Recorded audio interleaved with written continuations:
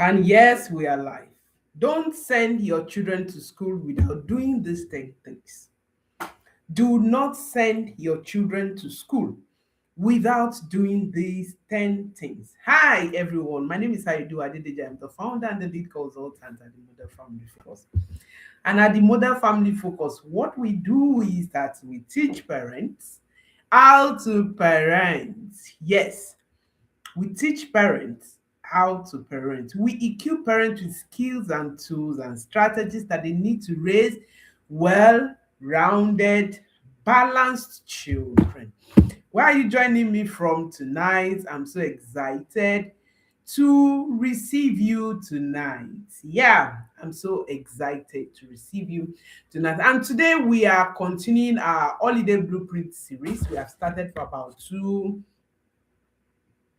4 weeks ago, and we are continuing this week, and this will run for quite a number of weeks more before the new school session resumes. So tonight we are having an important conversation that I want every parent to pay attention to. I'm delighted that you are here because this discussion is something every parent needs to think about before the new academic session, you know, begins. This conversation is very, very important if you desire to raise, if you desire a successful academic calendar year for your child, for your children. We really need to have this conversation, and I'm glad that you are here with me. So let me ask you, when you hear back to school, back to school, or new school calendar year, new session, what normally comes to your mind? I guess this. School fees, uniform, school bag, textbooks and notebooks, stationaries, lunch boxes, water bottles, socks, transport, haircuts, you know, new stationaries. Some of us even have a full list of shopping operation going on. Why that is very important. But I want to ask you an important question. What about your child? Hmm? What about your child? We prepare the bag, we prepare the school, we prepare water bottle, we prepare uniform, books, school fees, everything. But sometimes we forget to prepare the mind that we carry the bag. We forget to prepare the mind that we use the textbooks and the stationaries. We forget to prepare the mind, even the body, that we put on that school uniform. We prepare everything around the child except the child. Hmm? Who caught that? We prepare every damn thing around that child except the child. And that's where today's conversation begins. And that's where it is very, very, very, very, very important. So I need you to imagine two children returning back to school after holiday on Monday morning. Those of us that are watching me from Nigeria, most schools will be resuming on 7th of September, some 14. Between that period, most schools, most academic calendar year of schools, we begin. So imagine that two children are resuming school that day. Mhm. The first child spent the entire holiday watching screen, from one cartoon to another cartoon, playing games, sleeping late in the night, waking up by 10 a.m., 11 a.m., playing games, using phone for hours. And Sunday evening that precedes the resumption arrives. And suddenly the parents announces, tomorrow the school is resuming. We are waking up by 5 or maybe 5:30 or thereabout. The child body looks at the parent and says, excuse me, what is this person saying? Excuse me? Then Monday morning becomes warfare. Wake up, you hear the child say, oh, I'm tired. Oh, I'm tired. Go and bath. I can't find my sponge. I can't find my socks. Where is my school bag? Where is this? Where you hat? Where's your mathematics notebook? That I don't know. I can't find. Didn't I tell you? Didn't I tell you that you are resuming school tomorrow? And everybody is shouting by 6:30 a.m. The father is shouting, the mother is shouting, the child is tensed and all of that. Now imagine another child. Hmm? Imagine another child. 2 weeks before resumption, the parent has been preparing the child, gradually resetting the bedtime. The child prepares the school bag, the lunch bags, the school materials, the stationaries. The parent talked about the last year challenges, the last year progress, and all of that. They create homework routine, their before school routine, their afternoon routine, homework routine, bedtime routine, and all of that. They discuss friendship, they discuss teacher and pupil relationship, confidence, responsibility, and all of that. And expectations. Same school resumption, but different preparation. And this will lead to different experiences. Different experiences. So, dear parents, I have my first big question for you today is my first big idea for you today is that academic success do not begin on the first day of school. Preparation begins before the school opens. So if you desire academic success for your child, you start now, even before the school resumes. You don't start learning to prepare for war at the war front. Am I right? Of course, if you do that, you know what will happen. But that's what most of us do year in, year out. Year in, year out. We prepare everything around the children. We prepare the school bag, we prepare the lunch bag, we prepare the stationery, we prepare the uniform, we prepare everything, but we refuse to prepare the child, the mind that will use all of those things. And eventually, when the child begins to struggle, when we are not getting our expected result, we begin to put blame on our children. After all the money I've paid, after all the things I'm doing, this is the result you are bringing in for me. Come off it. If that has been happening, after this session, if you apply what I'm going to teach, the 10 things I'm going to teach you today, you will come back and share your testimony with me. Eh? I'll be waiting to receive your testimony. So if you are here with me, say, I am here, coach. Say, I am here, coach. Say, I am here, coach. So academic success does not begin on the first day of school. It begins even before the school gate opens. Take note of this. Take note of this. This is very important because preparation matters. Preparation matters. And please share the session, share this session to another parent, because before we finish today, I'm going to give you 10 things you should do before sending your child back to school. Meaning that if you don't do these 10 things, please do not send your child to school. It is very, very important.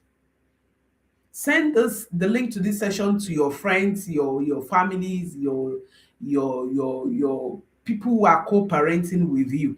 If your child is on holiday, maybe with your friends or someone, share this link so that they can also start preparing your child where your child is. So I'm going to share 10 things you need to do, not simply things to buy. Of course you will buy, I know, of course, that's also important, but more importantly, things to do. Now, before we talk about things we need to do, to get our children ready for the new academic year, we really need to understand what successful academic year really means. Because most times we define success wrongly. So we need to define success. When you say, I want my child to have a successful year, what do you actually mean? Does your own definition of success means coming first, taking scoring A in all the subject, winning prizes? Those things can be wonderful. I agree with you. Of course, all of us want our children to do well. But I want us to think beyond grades. I want us to think beyond scores. I want us to think beyond mathematics and English. Of course, you must have heard me say this over and over, that the world is now bigger than math and English. The world is bigger than math and English. So we really need to think beyond grade. We need to define success beyond grades, beyond winning prizes. Hmm? Beyond winning prize, beyond taking first position. Some of us, our focus is to have our children take first positions. Take first position. Why that is okay? That is okay, but we need to go deeper. We need to go a step further. Mm. So a successful year should include academic progress. For instance, your child has been struggling with confidence, maybe for the past years or last academic year. Your child struggled with academic with confidence, with speaking publicly. And this year, your child is able to gain a bit of confidence. That is a progress. That is a successful academic year. Yes. So a successful academic year should include academic progress, confidence, good habits, responsibility, healthy friendships, curiosity, character, emotional well-being, resilience, and even independence. These are also part of what defines academic success. So if you have not included these, all of these that I mentioned, responsibility, healthy friendship, confidence, resilience, emotional well-being, independence, curiosity, if you have not included them in your own definition of academic success, I beseech you, dear parent, that you are missing a very, very important aspect of the definition of success. So a child who moves from 45% to 75% is having a highly successful academic year. A child who used to be afraid of speaking, like I said earlier, but now learns to raise hand in class. That person has made progress, and that progress should be celebrated. Even if the child didn't take first position in class, the child didn't win any prize, for the fact that there's a progress, that should be celebrated. That should be celebrated. That is a successful academic year. A child who learns to organize own work without being told, without being chased, has grown. Has grown. A child who learns how to recover from failure. We don't pay attention to all of this, but all of this that I've mentioned contributes it contributes so mightily to the overall success that we all define academic success to be. Hmm? So, parents, let's be careful about defining success only by position. If your child is taking first position, second position, third position, that's fine, that's okay. But if your child hasn't gotten there yet, please calm down. Be calming down. Your child is not doing badly because your child has never taken first position in class. Trust me. Measure the progress. Measure the progress. Measure the progress. Because when success becomes only were you the first were you the first, did you take first position, we accidentally teach children that learning is meaningful. That learning is meaningful only when they defeat somebody else, and you and I know that that is not true.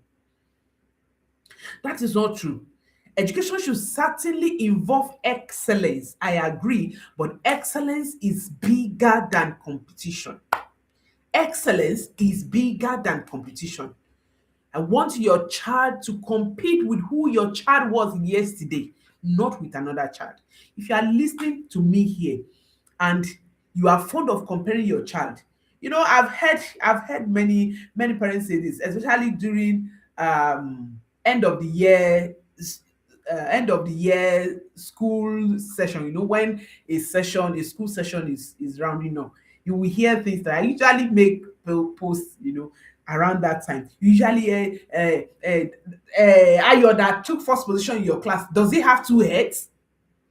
Does he have two heads? Bimpe that took best position, that collected prizes, was she not giving birth to the way I gave birth to you?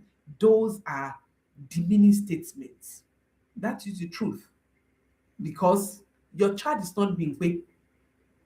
Ayo is not your child. Your children, every child is differently able. Differently able. Ayo may score well in mathematics. He or she may not have learned how to manage failure. Your child may score less in mathematics and have learned how to manage failure. Trust me, your child is doing better. Yes, your child is doing better. Sometimes I made a video about why smart children, no, I think I did it. It was a live session. Why smart children end up failing in life, something like that. It's available on my YouTube channel. I talk extensively about this. Most times, you see these children that we tag as smart, intelligent, academically, doing well children, if care is not taken, many of them eventually end up struggling with life. You can think back, flashback, you could recall those people in your class that are first class students, second class students, where are they today? Where are they? Just do a bit of recap. Where are they? Now think about those that are not doing well academically like that in your class. Where are they today? You will understand what I mean. You will understand what I mean. So education should certainly involve excellence, but excellence is bigger than competition. Excellence is bigger than, so ask your child, are you improving? Are you becoming more responsible? Are you learning? Are you growing? Are you becoming more confident? That is the framework for today's conversation. That is the framework for today's conversation. Now let's begin. 10 things that you must do before sending your children to school. Don't send your children to school without doing these 10 things. Don't make that mistake. And I'm intentionally teaching this topic early. I think the schools still have about 3 weeks. Some still have 2 weeks to resume. So I'm intentionally teaching this class early so that you will have enough time to practice what you will learn, to implement what you will learn in class today. The first thing you should do is to review the last academic year before starting a new one. Thank you for that, Tom Paul. Thank you. Thank you. Review the last academic year before starting a new one. If you get that, please put it in the chat box. That's the first thing you need to do. Before driving forward, look in the rear mirror. Look back.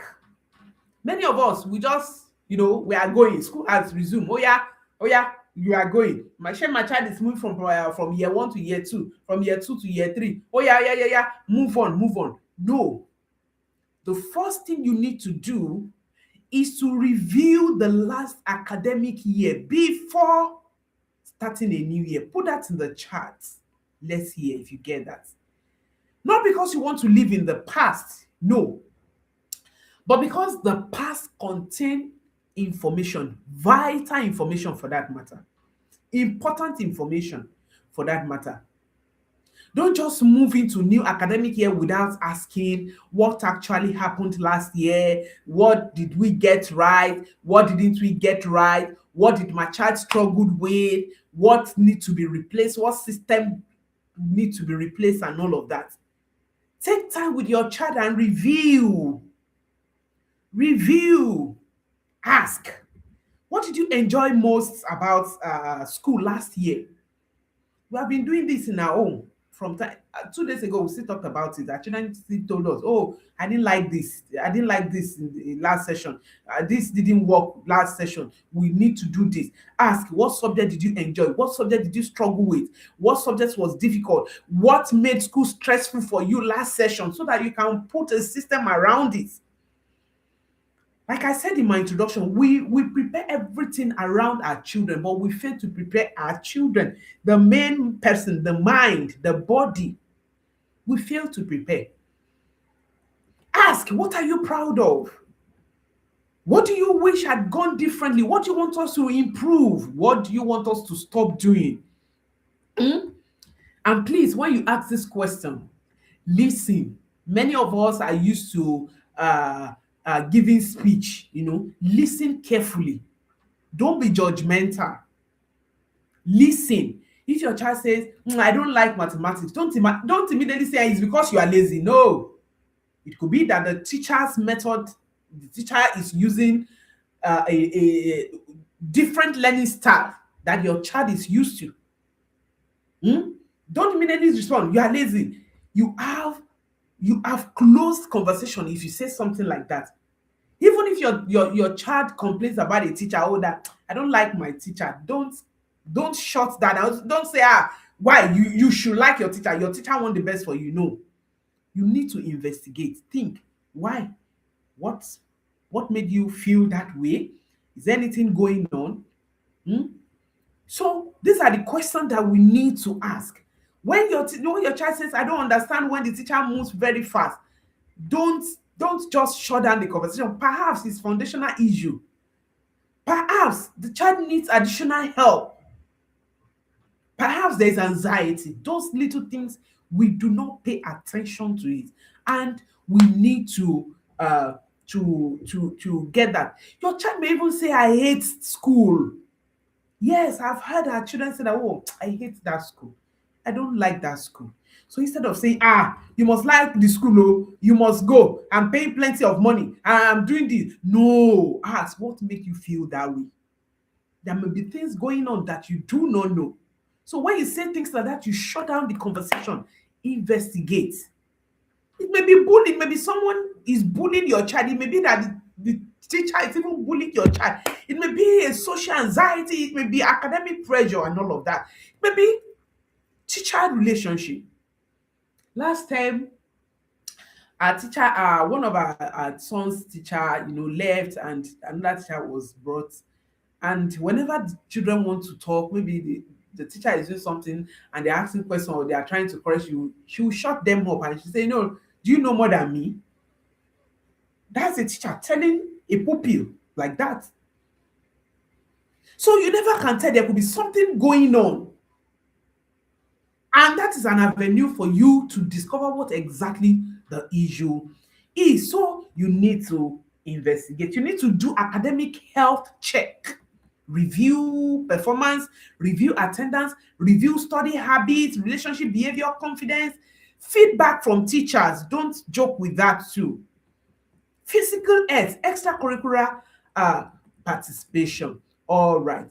So the number two thing you should do is reset sleep, morning and daily routine. Oftentimes, I've discovered that when school closes, by default, routine collapse. Hmm? Routine collapse. You see the children going late to bed, so they wake up, they wake up late, and all of that. So you need to talk about routine. You need to intentionally fall back to the previous routine you normally run when the school starts, because children cannot operate efficiently when money is an emergency. One thing you should try by all means to avoid is making money emergency your own, because money sets the tone for the day. If you get it wrong in the morning, you have lost an important point of the day. Imagine waking up late, eh? Nobody knows where the socks are, the homework book has disappeared, someone is searching for belts, someone is looking for socks. Excuse me. Breakfast is abandoned, and the school bus is waiting for you outside. You are shouting, dad is shouting, mom is shouting, the children are, they are disorganized. The children arrive school emotionally exhausted, and maybe mathematics begins by 8 a.m. You know what happens? That is why many of our children are struggling academically. So you need to intentionally set the tone of the day. And how do you do this? Put routine in place. From now, begin to set, your morning routine. If your children have been waking up late, sleeping late, that means they've been sleeping late, begin to shift the bedtime. For instance, our bedtime is 7:30. By 7:30, everybody should be in bed. During this holiday, you find out by 8, they are still, awake, walking around the house, sometimes 8:30. Yesterday we had meeting. No, it was yes, 2 days ago we had meeting, and we agreed that we need to, you know, switch back to our normal routine because school will soon resume. Early to bed, early to rise. So we need to gradually begin to adjust the bedtime, the wake up time, meal time, screen time, morning routines. Don't wait until Sunday before you now, change everything. No, don't wait. Start preparing that now. Start preparing for you can establish evening routine. What happens in the evening? What happens normally? I think I made a video on Wednesday about, you know your home system, your daily home system. You should have a morning routine, after school routine, bedtime routine. So you can have that. For example, you can have dinner, bath, preparation of clothes, school bag check, short reading period, devices away, bedtime. Just do what works for you. Normally, I usually share routine on my Facebook page. That's why I encourage you, if you are not following me on Facebook, you are missing out. Big learning happens there too. So follow me also on Facebook. Usually I share my routine uh on my youth Facebook page. I drop my name. I should have dropped the link, but I can't do that now. So I usually design routine and I'll post it. Any If it works for you, you can copy it. If it doesn't work for you, you can adjust it based on your family dynamics. But you should have routine. You should have, because the success of tomorrow begins with tonight's preparation. How next morning will look like depends on how this day end. So you really need to start adjusting that. The less chaos children experience every morning, the more mental energy they have in school. The less chaos children experience every morning. See, sometimes in the morning, sometimes we dance before our children leave for school. We play music, we dance, sometimes we play game. Yes, we're able to do this because we have a system that is running. Because we have a system that every morning shouldn't be shouting, hey, do this, hey. In fact, we sing every morning. We have hymn, we have family hymn that we sing every morning. We are intentional because we want our children to leave for school, with their brain relaxed, with their emotional cup full. That is when they can internalize anything they are being taught in school. You should also do that. Okay. So what you organize today, you don't have to shout about it tomorrow. Begin to put in routine. If you need help, you can contact us. I will guide you personally. Okay, so the number three, prepare your child emotionally. Prepare your child emotionally. We often prepare our children academically, but we forget to prepare them emotionally. It is important.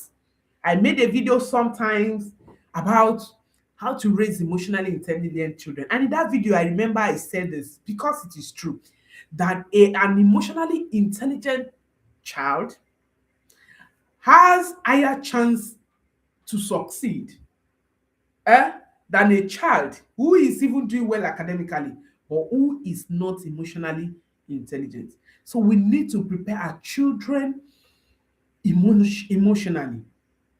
We forget that children carry emotions into classroom, and the emotions that our children carry into classroom determines how they receive what they are being taught. It determines how they receive correction. It determines how they receive discipline. It influences how they learn. Not every child is excited about returning to school. Yes, some children are worried. Maybe some of their friends in school has graduated. Maybe some are changing school. If you are even changing school for your child, that's on another level. Your child may be worried. Yes, I remember there was a time I wanted to change our children's school, and our son was asking me when I went to visit his school, and our son was asking me, "Is my teacher going to be fat? Is my teacher going to be slim?" And I was laughing.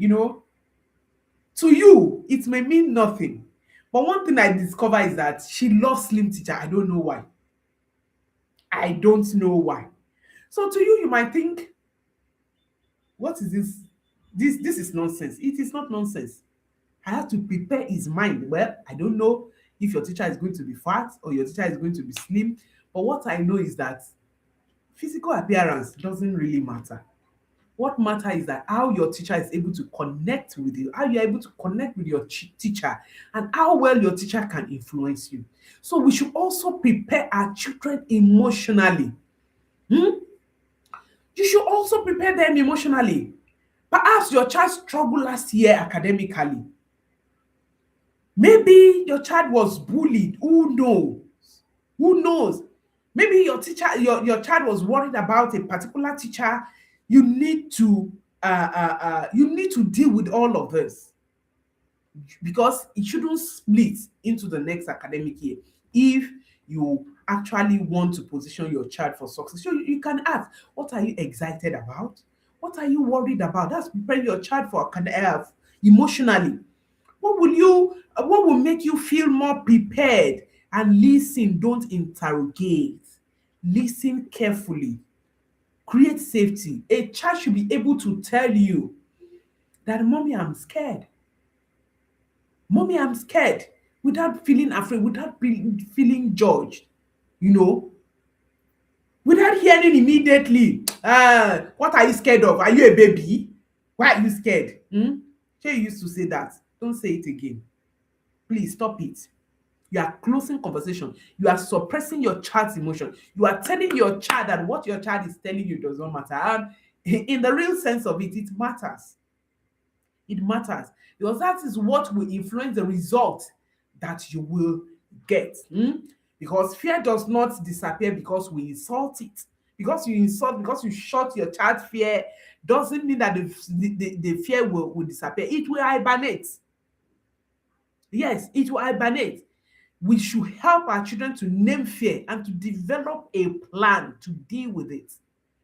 So when your child say, "I'm afraid I won't have friends," you can discuss how to introduce yourself, how to join a conversation, how to maintain relationship, how to manage relationship, how to respond when someone excludes you, and all of that. How to ask the teacher for help. Suppose your child say, "I'm afraid of mathematics." You don't just respond, "Mathematics, why are you afraid? What is making you to be afraid?" I don't want to hear that too. You could say something like, "Oh, we are going to work gradually. You can get better." Struggling with somebody or a subject doesn't mean you can't learn. You can learn. You can even share your own experience. "Oh, when I was in school, I struggled with this, and this is how I was able to, come out of it." So if something goes wrong in school, your child should know that your child can tell you. That is a good way of preparing your child emotionally. Then the third thing, restart the learning muscle before school resume, especially if you have taken your children totally away from academics. By now your children should start reading if they have not been reading. They should start writing if they have not been writing. Children need rest. Play matters, family matters, holiday matters, but neither should children move from zero academics to into 8 hours full of school activities overnight. No. Gradually begin to introduce academic activities to your children. If you have taken your children away from academics, this is the time you should begin to introduce that back. Think of brain as muscle. You warm it up. Begin to warm it up. Warm it up. Reading, writing, mental mathematics, puzzle, educational games, drawing, painting, creative project, research. Age appropriate revision. You can take your children through last subject, or if you have the new curriculum, you can take them through just to brush them through, so that you can begin to exercise to warm up your child's brain. Okay, then number 5, I've talked about number 4. Number 5, set goals with your child. Not just for your child, many of us set goals for our children. Set goal with your child. Children do well with goals when they are involved. Let them have ownership. Sometimes we even gather our children to set goals by themselves. There was a session, there was a term that our son set goal that he wants to score 100 in all of his subjects. Okay, how do you want to achieve this? I guided him through setting realistic steps to achieve that. And eventually, he had a tough time that term. He had a very tough time. He was sick. We were running in and out of hospital and all of that. But because he set that goal by himself, he he honed that responsibility. So when we were discussing, when he collected his result, there was a kind of expression that I didn't achieve my goal, because I didn't set the goal. We didn't set the goal for him. He set the goal by himself. So don't just set goal for your child. Set goal with your child. Don't say my child must come first. My child must score A. That's excellent. But have you spoken about it to your child? How have you created ownership? See, if you set goal for your child without involving your child, that goal is dead on arrival. That's just it. It's dead on arrival. Sit down together. Ask, what will you improve this year?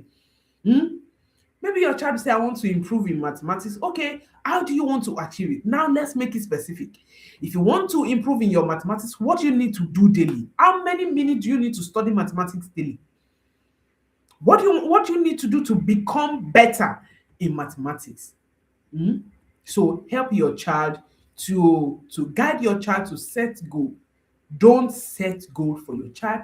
Set goal with your child, because our goal shouldn't just to become first.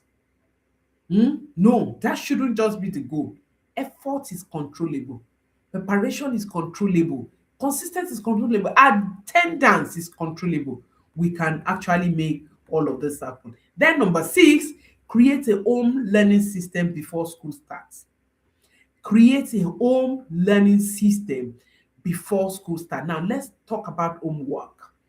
Many homes have no homework system. Today, the child is doing homework by 5 p.m.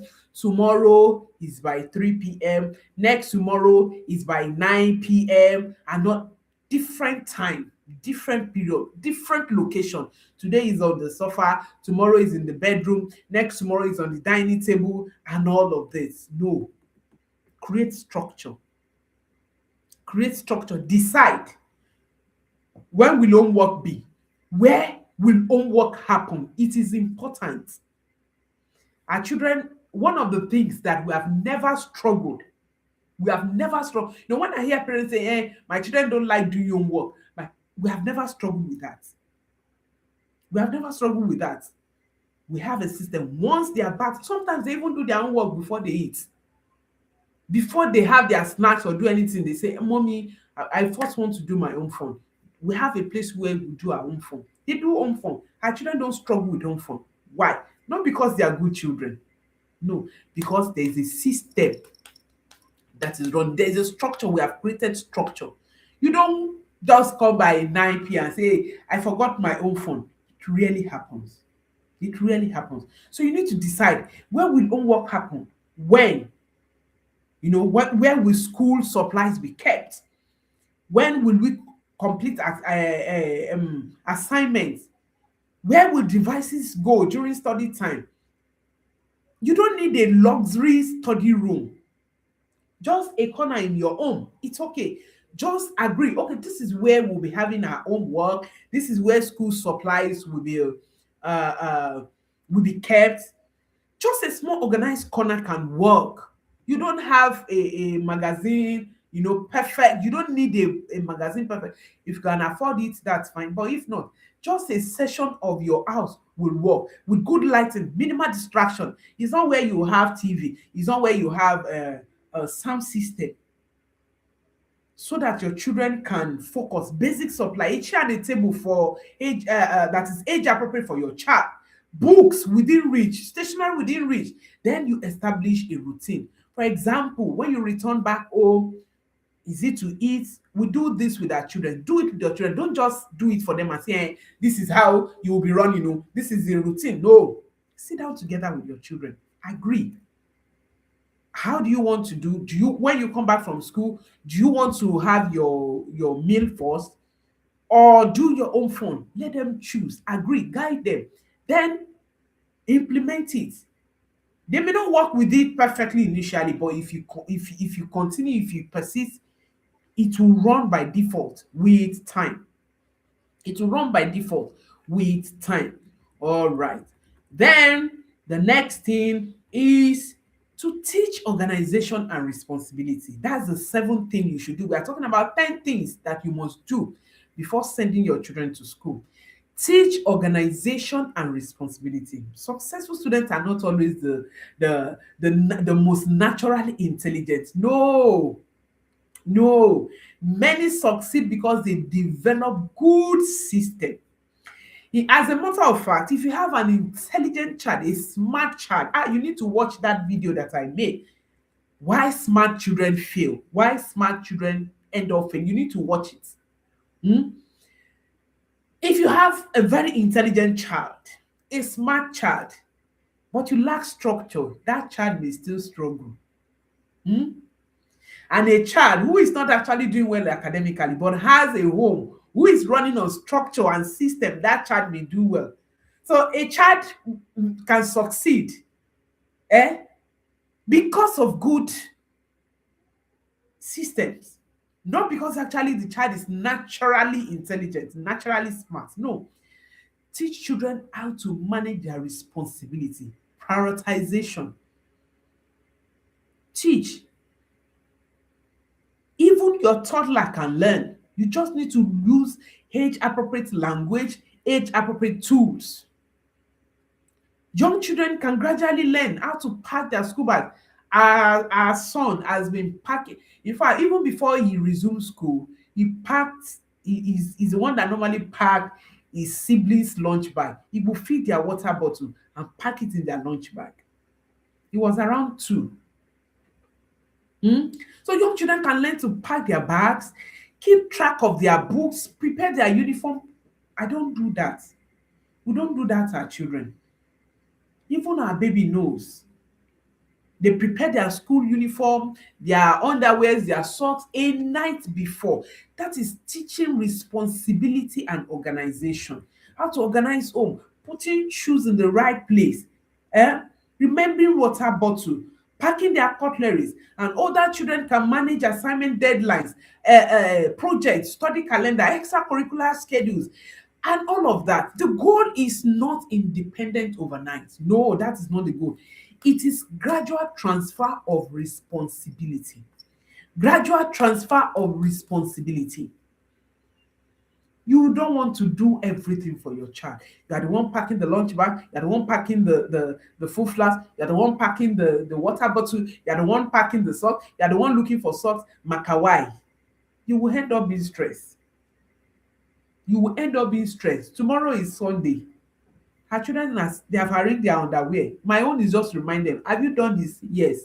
Have you done this? No. Okay. Won't you go and do it? Do it. They have arranged their underwear, their socks, their shoe, and all of that. Our son will be 4 years old. He cleans his shoe by himself, arrange it. Sometimes on Saturday, he will wash his shoe, spread it. That is teaching responsibility, teaching organization. Teaching organization. So we need to think of parenting as scaffolding. Eh? At the beginning, you support heavily, but gradually, as the child develops, you remove some supports. You don't want to do everything for your child. You are not raising dummy. Hmm? So you remove, you don't want an 18-year-old child who say, Mommy, where is my school bag? Mommy, where is mommy, where is my lunch bag? Mommy, where is this? No. Many times we complain, my child is not responsible, my child is not responsible, my child is not. Have we allowed that child to practice responsibility? How far have you taught that child responsibility? If your child is not responsible, you need to check your own system. There could be something you are not doing wrong. Of course, there is. You just need to, work on it. So if you remember everything for them, you pack everything for your child, you do everything for your child, you rescue every mistake, you complete forgotten projects and all of that. You repeatedly deliver abandoned books to school. The child learns someone will fix it for me. And what happens? The child will relax. You are not raising responsible children. You fail to pack your cutlery and use your hand now. Nobody will die. Use your hand. You forget your own phone. There was a time our children forget their laptop. Usually, I think, yes, on Monday they usually go to school with their laptop to have their coding and robotics class. And consistently I've taught them. Of course they know. A day two, we prepare everything. For about a few weeks, they will forget. They will forget. I keep reminding them. So there was this Monday, they forgot their laptop. So their teacher called me when they wanted to have their coding and robotics. Ma, please, we need the laptop. The children forgot their laptop. Oh, okay. Can you please bring their laptop? I say, for what now? I should bring their laptop to school. This is my working hour. No, sir, I cannot. The topic they're having today, they can't do it without their laptop. They will not die. They can repeat it another time. How will they learn not to forget? We should stop rescuing our children every time. Sometimes natural consequence teach perfectly more than lectures will do. Hmm? So stop rescuing children from every manageable mistake. Stop it. Responsibility grows through practice. And when they did not see their laptop that day, the following subsequently from Sunday say, Mommy, we need to pack our laptop. Where is the laptop bag? That's natural consequence. All right. Then number 8, the eighth thing you should do, prepare the body, not only the brain. Yes, prepare the brain, but also prepare the body. Academic performance does not live in a separate universe from physical health. If you need to take your children to hospital to run tests, to prepare them health wise, physically, please do that.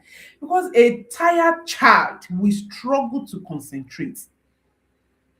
A hungry child will struggle. A dehydrated child will struggle. You need to put all those things in place. You might need to reschedule your meal plan. Yes.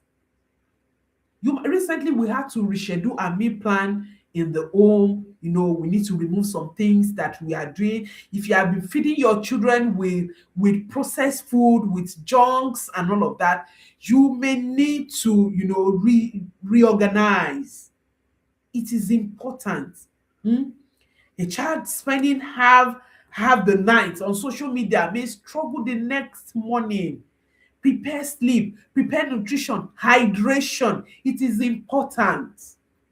A lot of us don't remind our children that their body needs more water almost every time.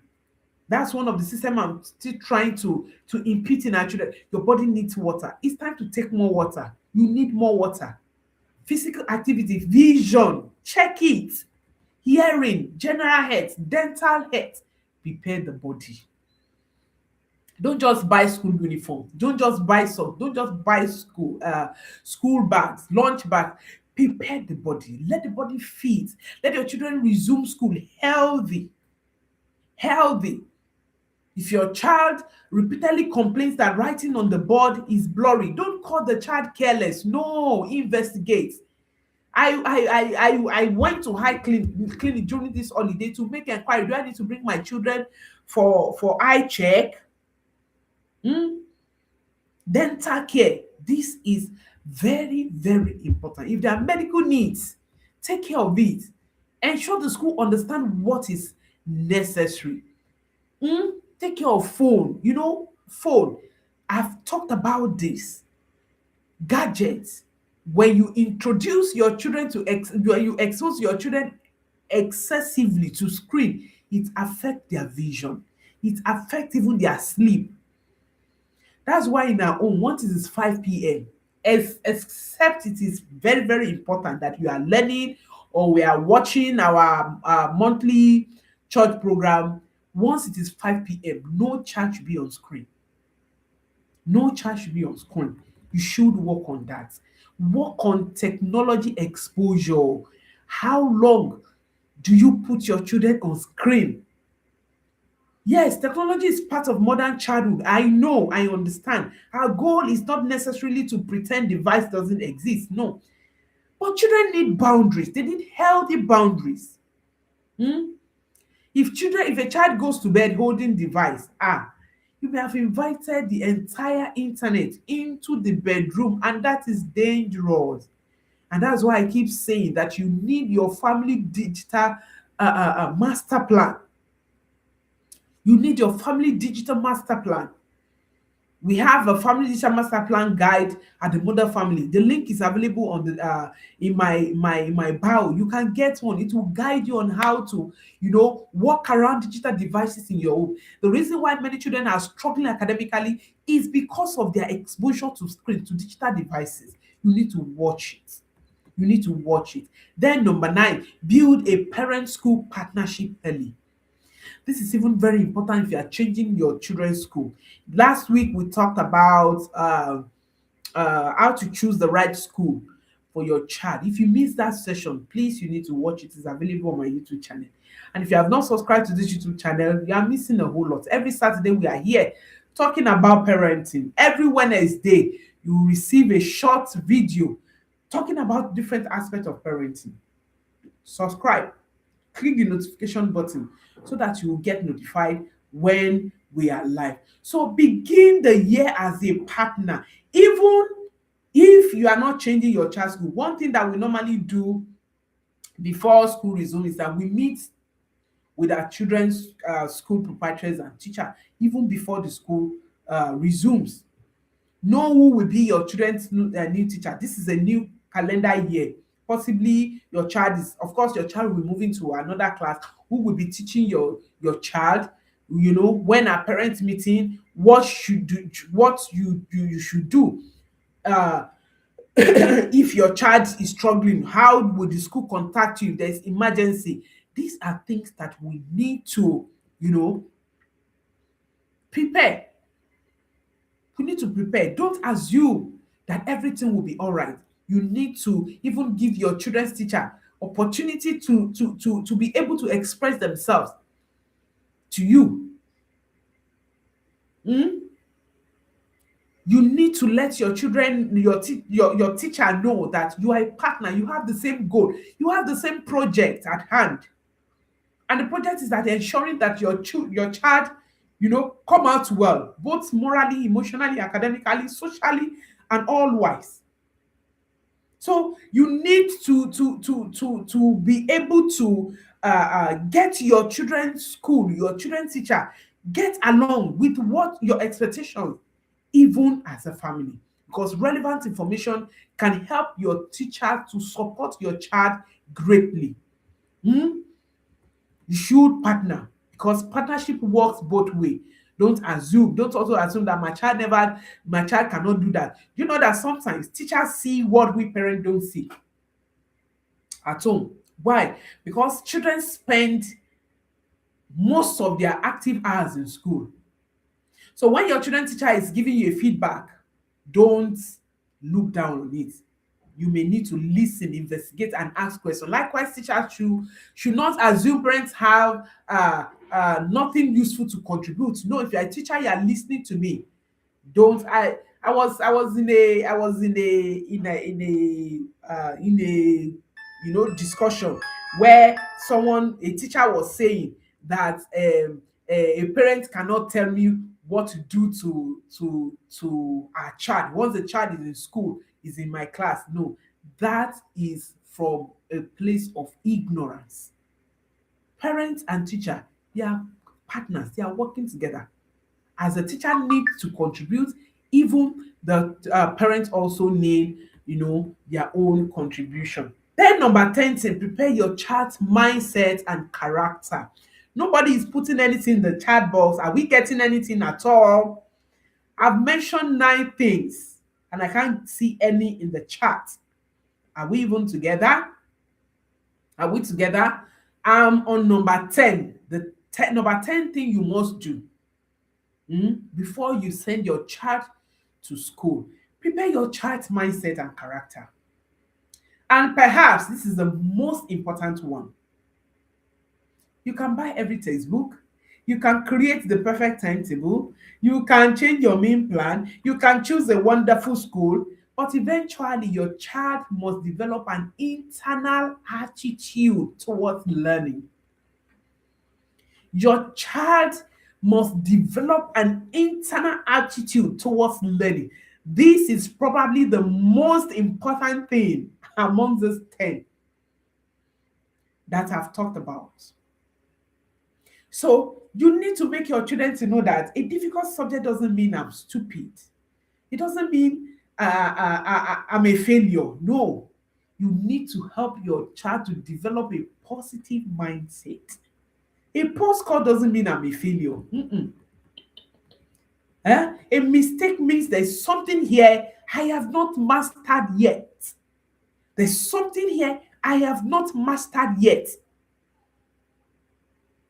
When your child says, I cannot write very well, add yet to it. I'm not confident speaking in front of people yet. I can't spell appropriately yet. That tiny word leaves door open for growth. For growth. That word yet, if you have not been including it, if you have a child that will say, I cannot do this, I cannot do that, you say yet. Add yet to it. That tiny word teaches perseverance, it teaches curiosity, it teaches honesty, it teaches responsibility. It teaches possibility. All right. So, teach time management, teach kindness, teach responsibility. Teach children not to cheat merely because they fear disappoint you. Normalize failure. Normalize failure. Failure is not the opposite of success. Parents, hear me. Failure is not the opposite of success. It is the pathway to success.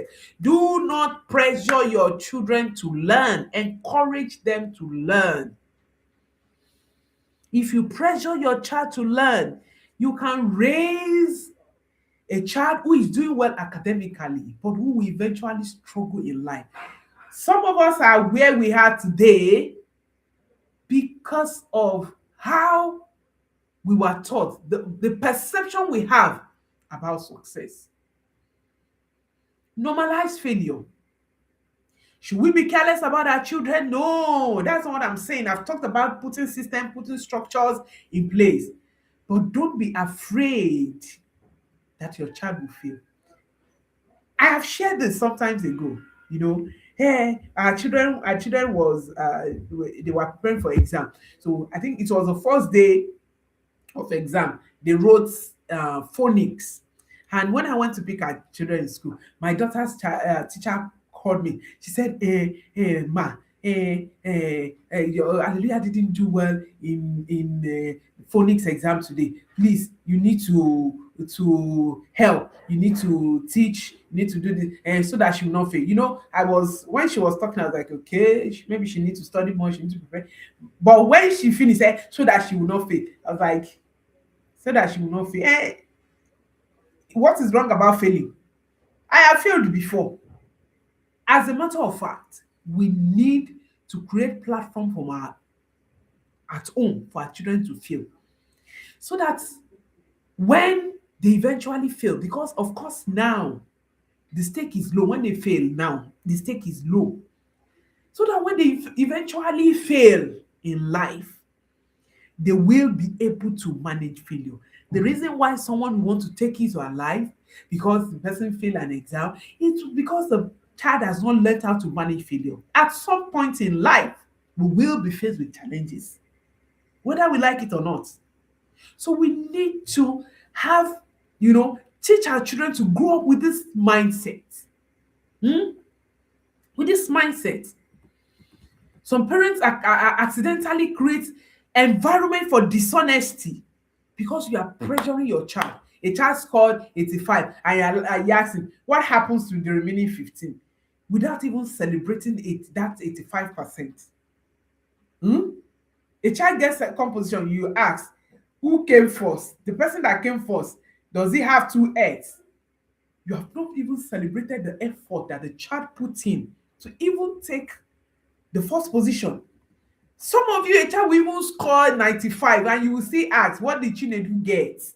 Eh? Why? Why is it you? No.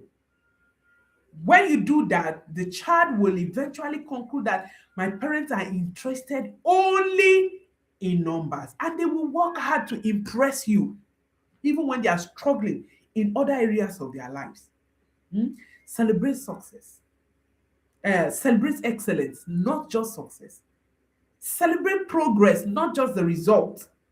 Your child studies for 2 hours.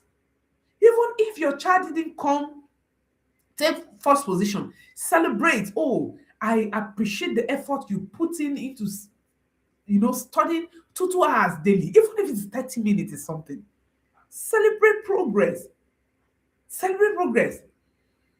Celebrate it. Celebrate excellence. Challenge your children. Yes, set standard. Set standard. But make sure that your child know that their value is bigger than report card. Many of us, we reduce our children's worth, to a piece of paper. No, we have made our children to know that you are important than this piece of paper. This piece of paper is just a summary. This is not exactly who you are. This is not. Some of you, you will receive your child's report card, and you will the whole house will not rest. A report card reports academic performance. It does not report the total value of a human being. In fact, sometimes even the report card does not in totality report academic performance. Yes, even sometimes. So when results come out, try asking, what are you proud of? What surprised you? What did you improve? What do you need help with? What will you do differently? Don't just focus about the grade. Don't just focus about position and the price. So quickly, give you um, I want to give you 10-minute family back to school.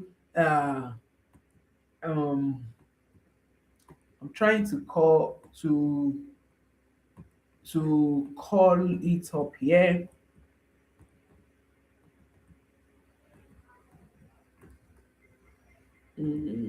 Excuse me.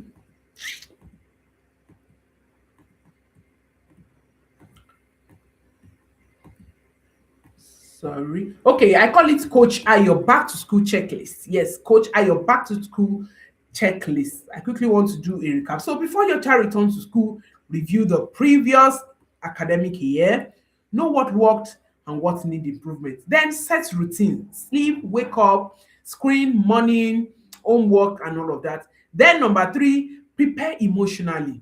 Discuss fears, discuss excitement, discuss expectations. Number four, restart learning gradually. Reading, revision, writing, researching, curiosity, and all of that. Number five, set meaningful goals. Create goals with your child, not for your child.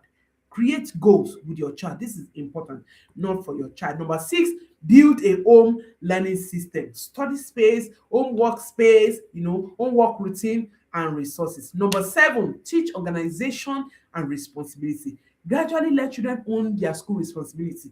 Let them be able to pack their school bags, their stationaries, their lunch bags, their books, and all of that. Number eight, prepare physical health, sleep, nutrition, hydration, movement, and appropriate screen habits. These are, health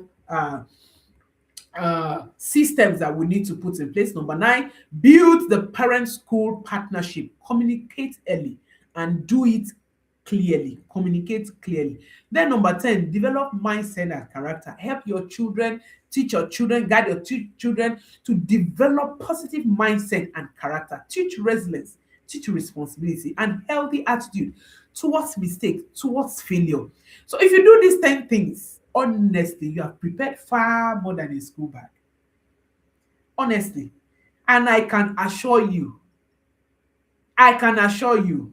that you will have a measurable progress. I'm not saying your child will take first position. I'm not saying your child will take all the prizes, but I can assure you that you're going to have a successful academic year. If you didn't start with me, you need to watch the introduction again. I define what academic years means. My own definition may be different from your definition, but of course, my definition is what actually uh, success should look like, not just grade. And if you go through it and we have the same definition, that's fine. We need to define success beyond grades, beyond price, beyond position, and uh, all of that. So as a close, I want you to remember that 20 years from now, your child may not remember every school shoe you bought, the school uniform, the fancy school bag. Now we will see beautiful school bag, beautiful lunch bag, and all of that. They may not remember the exact color of their school bag, their lunch bag, textbooks, but they will remember how you made them feel about learning. They will remember how you structure the system to support their learning. Hmm? They may remember whether home was a place where mistake meant simulation or growth. Of course, they will remember. They may remember whether you compare them constantly. I've said it. If you are fond of comparing your children, whether with their siblings or with other children, your friends' children, stop that. That's not a good one. Mm? That is not a good one. So, as the new calendar year begins, don't simply ask, "Have I bought everything my child need?" Don't just stop there. That's a good question to ask, but there's an important one. Have I prepared my child for this year ahead? Prepare routine, prepare environment, prepare the body, prepare habits, prepare the goals, prepare the relationship, but above all, prepare the child. This is me again, Ayoluwa Adedeji, on the Parenting with Coach Ayo. What is it that you are leaving this session with? I want to hear in the chat box. I want to hear your comments. Every Saturday we are here. Please don't miss it. Every Saturday we are here sharing valuable, parenting strategy, parenting tools. And don't also forget to share the link, share it on your WhatsApp status to your friends, to groups that accept that. We all need to, learn together and grow together. Thank you all for joining me today.